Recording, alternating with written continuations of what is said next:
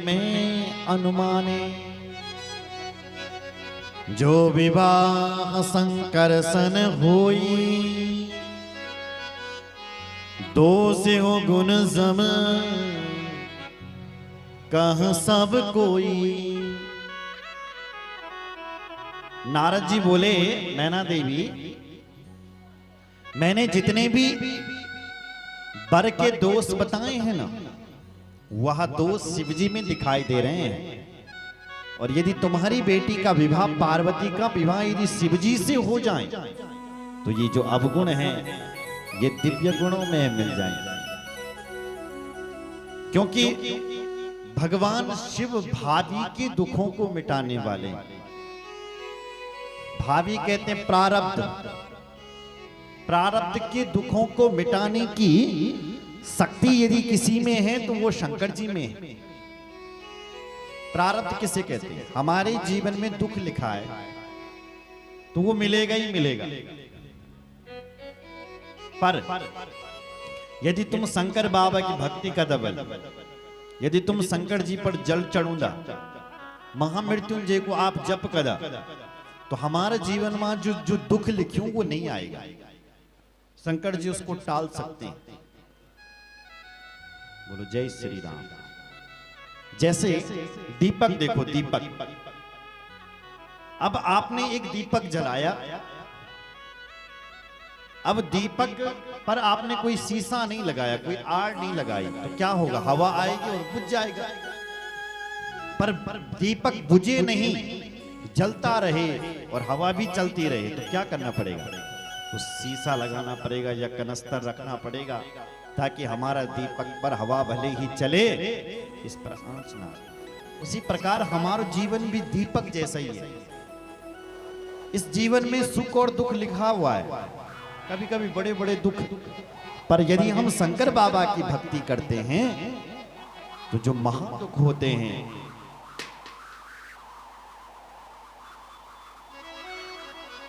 वो बाबा की कृपा से फिर नहीं आते। क्योंकि शंकर जी वो हैं जो प्रारब्ध के दुखों को मिटाने वाले। समरथ को नहीं दोष गुसाई, रवि पावक सुर सर की नहीं। समरथ को नहीं दोष गुसाई, समरथ को नहीं दोष गुसाई। रवि पावक सुर सर की नहीं। रवि पावक सावक नाय। रवि पावक सुर सर की नाय। रवि पावक सुर सर की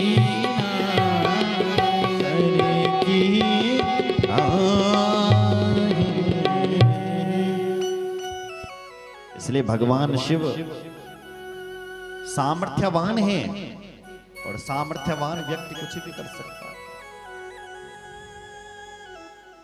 कुछ लोग कहते हैं शंकर जी तो भांग पीता है, मैं भी आज से भांग पीऊंगा।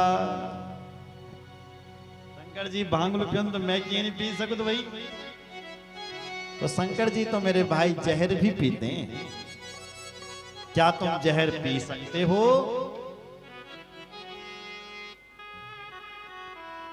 नहीं। अरे जहर पीने की बात तो छोड़ दो, अगर जहर चाखने की भी कोशिश करोगे कभी कि कन्हन जहर थोड़ा चख लेता हूं मैं, तो क्या हो जाएगा आपको पता है, प्रमाण क्या निकलेगा। इसी प्रकार जो शंकर कर सकता है वो हम कभी नहीं कर सकते। शंकर बाबा जो कर सकते, बोलो जय श्री राम। इसलिए शंकर जी आदरणीय हैं, अनुकरणीय नहीं है। शंकर जी जैसा मत करो। अब शंकर बाबा ऐसे ऐसे काम करता है जो दुनिया में होने असंभव है। शंकर जी की जो ये तीसरी आंख है इसमें आग रहती है। क्या रहती है? आग। और शंकर जी की जो ये जटाएं हैं ना, जटाएं, जटाओं में रहती है गंगा जी, पानी। अब थोड़ा विचार करो, पानी और आग एक जगह रह सकती है? आंसर मिलेगा नहीं। क्यों? अरे भाई, आग जल रही हो, पानी बरसा दो तो आग बुझ जाती है। पर भगवान शंकर एक ऐसे देव हैं जिन्होंने आग और पानी को दोनों को अपने घर में जगह दे रखी है, शरीर में जगह दे रखी है। दुनिया की बड़ी विचित्र बात है, भूत और भभूति शंकर जी के घर में। अब देखो, शंकर की बारात में भूत प्रेत आ रहे हैं और शंकर के माथे पर देखो भभूति लगी हुई है। सोचो एक मिनट के लिए, हमारे घर में कोई भूत घुसेगी तो हम क्या कहते? ले आओ लो खारू, हनुमान चालीसा पढ़ो, भूत को भगाओ, खारू मंत्र, भूतन भगाओ। पर यहां देखो कितना गजब भूत नाच रही हो और शंकर जी के माथे पर खारू घुसी। भभूति मतलब खारू। तो यहां तो भूत और भभूति साथ रहते हैं। दुनिया के जो कट्टर दुश्मन हैं वो शंकर जी क्या प्रेमी बन करके रहते हैं। इसलिए शंकर जो कर सकते हैं, बाबा जो कर सकते हैं, वो हम कभी नहीं कर सकते। बोलो जय श्री राम। इसलिए महादेव आदरणीय है, अनुकरणीय नहीं। हमारे बीच साक्षात महादेव के स्वरूप महाराज जी पहुंचे। जोरदार तालियों से अभिनंदन, स्वागत, धन्यवाद। बोलो शंकर भगवान की जय। तो मैना ने पूछा, हे नारद जी, कैसे मिलेंगे फिर भगवान शिव जी? बोले तुम्हारी बेटी को तप करना पड़ेगा। जो तप करही कुमारी तुम्हारी, भावे हो मेटी सकहि त्रिपुरारी। यद्यपि वर अनेक जग माई, एह कहां शिव तजी दूसर नाई। शिव जी को पाने के लिए तुम्हारी बेटी को तप करना पड़ेगा। और एक बात और कह दी, यद्यपि वर अनेक जग माही, वैसे तो बहुत सारे वर हैं, पर मैं कह दे रहा हूं तुम्हारी बेटी के लिए शिव जी अच्छा है और तुम्हारी बेटी को शिव ही मिलेगा। इतना कह करके नारद जी चले गए। समय बीता, माता पार्वती बड़ी हुई और एक दिन माता पार्वती ने स्वप्न देखा। वो प्यारा सा स्वप्न था और उस स्वप्न को अपनी मां से सुनाया। मां, आज मैं एक स्वप्न देख रही हूं अभी अभी भोर में। बोले क्या देख रही हैं बेटी? बोले सुनहु मात में दीख अस, अब स्वप्न हूं सुनायहु तोई। सुंदर गौर सुविप्रवर अस उपदेश मोय। माँ जी, आज सुबह सुबह मैंने 3:30 बजे एक स्वप्न देखा कि एक सफेद वस्त्रधारी साधु मेरे स्वप्न में आया और वो मेरे लिए कह रहा है कि बेटी तप करो, तप करो, तप करो, तप करो। माँ जी, मुझे लगता है कि मुझे तप करना चाहिए, क्योंकि इस धरती पर जो भी दिखाई दे रहा है सब तप के बल पर ही चल रहा है। बिना तपे इस दुनिया में कुछ नहीं मिल सकता है, क्योंकि तप बल रचई प्रपंच विधाता, तप बल विष्णु सकल जगत त्राता, तप बल शंभु करई संघारा, तप बल तप बल शेष धरहि मही भारा। तप बल रचई प्रपंच विधाता, तप के बल पर ही विधाता सृष्टि करता है। ब्रह्मा जी ने कठोर तप किया। तप बल विष्णु सकल जगत त्राता, तप के बल पर ही भगवान विष्णु पालन करते हैं। तप बल शंभु करई संहारा, तप के बल पर ही भगवान शंकर मौत को प्रकट करते हैं। और तप बल शेष धरहि महि भारा, तप के बल पर ही भगवान शेष धरा को अपने ऊपर धारण करके रखते हैं। बोलो जय श्री राम। इसलिए मां, मुझे लग रहा है कि मुझे भी तप करना चाहिए। सुनत वचन विस विस महतारी, माता ने जब ये वचन को सुना तो अति विस्मित हुई। अभी भी उन्होंने अपनी बेटी को तप करने के लिए नहीं भेजा। तब एक दिन एक वेदशिरा नाम के ऋषि आए, उन्होंने फिर समझाया।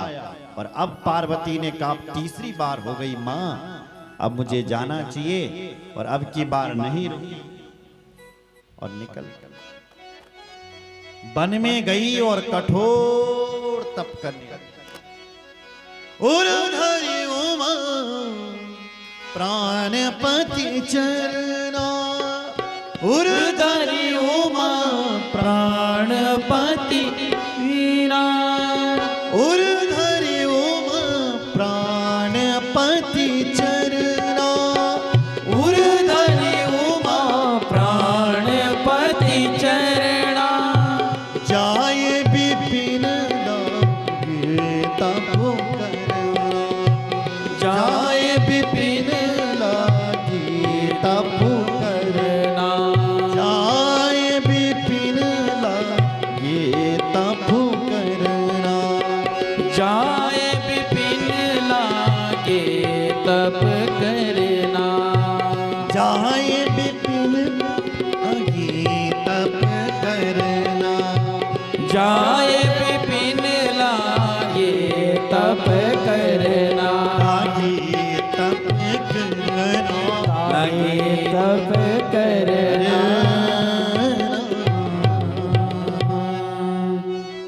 जंगल में जाती है और कठोर तप कर रही है जंगल में। कौन? मां भगवती पार्वती।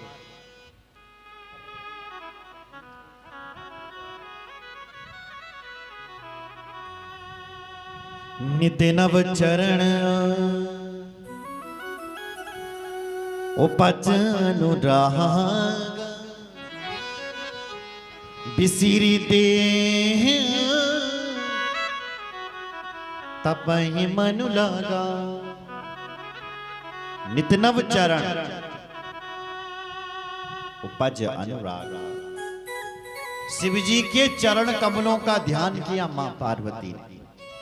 और लिखा है कि जहां पर भगवान शिव ने 10,000 वर्षों तक तपस्या की थी पूर्व में, वहीं पर ही मां पार्वती हिमालय में कठोर तप करने लगे। कई संवत बीत गए, संवत सहस मूल फल खाए, सागु खाई सत बरस गवाए, बरस गवाए, बरस गवाए। कई साल बीत गए, भोजन को त्याग दिया, भोजन नहीं किया। खाना यदि अति आवश्यक है तो पत्ते खाने लगी, वो भी छोड़ दिया। तब पानी पी करके अपना जीवन यापन करने लगी।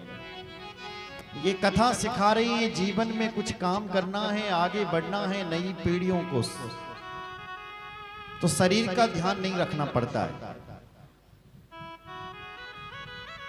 बोलो जय श्री राम। शरीर को छोड़ दो।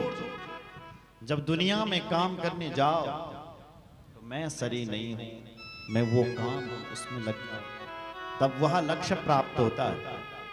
उसी प्रकार से शायद मां भगवती भी कठोर तप कर रही है शिव जी का। भगवान शिव पार्वती के पास नहीं आए, लेकिन वो नारायण भगवान शिव जी के पास चले गया। नारायण प्रकट हुआ, शिव जी ने देखा नारायण मेरे पास आया है तो प्रणाम किया। नारायण भगवान ने कहा शिव जी बाबा आज मैं तुझसे मांगने के लिए आया हूं, मांगने के लिए। प्रगटे राम कृतघ्न कृपाला रूपशील निधि तेज विशाला। शिव जी ने कहा मांग क्यों रहे हो, आदेश करो। क्यों? क्योंकि मैंने तुम्हें अपना भगवान बना रखा है। शिव जी कह रहा है, नारायण को शिव जी ने अपना भगवान बना रखा है, इसलिए मैंने तुम्हें अपना भगवान बना रखा है। इसलिए भगवान जी आदेश करो। बड़े आदेश करते हैं, विनती नहीं करते हैं। आप बड़े हो, आदेश करो। क्योंकि सुना है महाराज कि 4 लोगों की बातों को जीवन में बिना विचारे मान लेनी चाहिए। 4 लोगों की, किन किन की? माता पिता गुरु प्रभु की महानी विनय विचारी करहि शुभ जानी। 4 लोगों की बातों को बिना विचारे मान लेना चाहिए। माता की बात, पिता, गुरु और देवता। इसलिए आप मेरे भगवान हैं, मेरे देव हैं। आदेश करो प्रभु, जो आप आदेश दे दोगे मैं उस आदेश का अवश्य पालन करूं। आदेश करो। तुम सब भांति परम हितकारी, आज्ञा सिर पर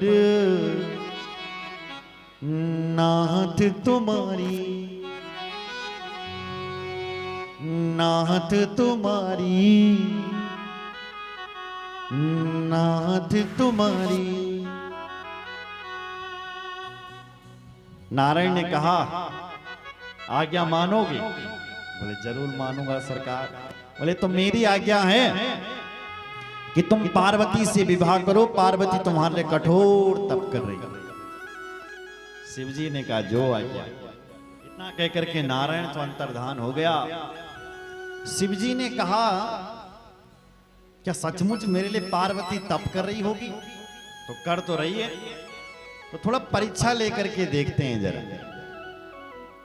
पार्वती, शिव जी ने 7 ऋषियों को बुलाया और माता पार्वती के पास भेज दिया। 7 ऋषि गए और पार्वती के पास प्रकट हो गए। पार्वती से कहा कि हे देवी तुम क्या कर रही हो? बोले तप कर रही हो। बोले किसका? बोले शिव जी का। बोले किसने कहा? बोले मेरे गुरुजी ने। बोले ओ तेरे गुरुजी। बोले नारद। 7 ऋषि हंसने लगे। देखो देखो नारद की बातों पर आ गई है देवी। जो नारद की बात को सुनता है ना वो अवश्य भिखारी हो जाता है। नारद कहा सत्य सो ये जाना, बिनु पंख ही हम उड़ाना। नारद जी तो ऐसा सिखाता है, पंख तो है नहीं फिर भी कहो कि उड़ो। अब बिना पंख वाला व्यक्ति कैसे उड़ेगा? और जतियां भी दुनिया का घर बर्बाद करे ना, सब नारद जी ने करे। हिरण्यकश्यप घर कैन बिगाड़, नारद ने तो बिगाड़ा। वो प्रहलाद कहता है, प्रहलाद के पिताजी ने कहा है प्रहलाद कैन सिखाया तूने उल्टी बात कि भगवान का जप करो? तो बोले मेरे गुरुजी ने। खोल तेरे गुरुजी। गुरुजी तो मेरी आज्ञा से है स्कूल में। बोले तुम्हें नहीं पता मेरा गुरुजी कोई और है। बच्चों ने जब पूछा कि प्रहलाद तेरा गुरु कौन है, क्योंकि हम तो एक स्कूल में पढ़ते हैं, तो प्रहलाद ने कहा है भाई सुन, जब मैं अपनी माँ का गर्भ में थे ना, पेट में थे, तो उस समय मेरा बाप तपस्या करने के लिए गया हुआ था। मेरी माँ घर में अकेली थी। तो उस समय देवराज इंद्र आया और मेरी माँ को हमारे घर से चुरा के ले गया। तो देवऋषि नारद जी ने मेरी माँ को बचा दिया था। तो मेरी माँ देवऋषि नारद जी की कथा सुनती थी, नित्य कथा सुनने जाती थी। तो उस समय मैं अपनी माँ के जब पेट में था, तो उस समय मैं भी कथा सुनता था माँ के पेट में। इसलिए तब से मैंने नारद को अपना गुरुजी बना दिया। बच्चे बोले ओ हो तो पेट में ही कथा सुन कर के आया? बोले हाँ। बताओ, नारद जी तो ऐसा है जो पेट में ही जान दे देता है। बोलो जय श्री राम। इसलिए ऐसे नारद की बातों पर तुम आ गए। देखो, नारद जी की बातों में आओगे तो भिखारी हो जाओगे। नारद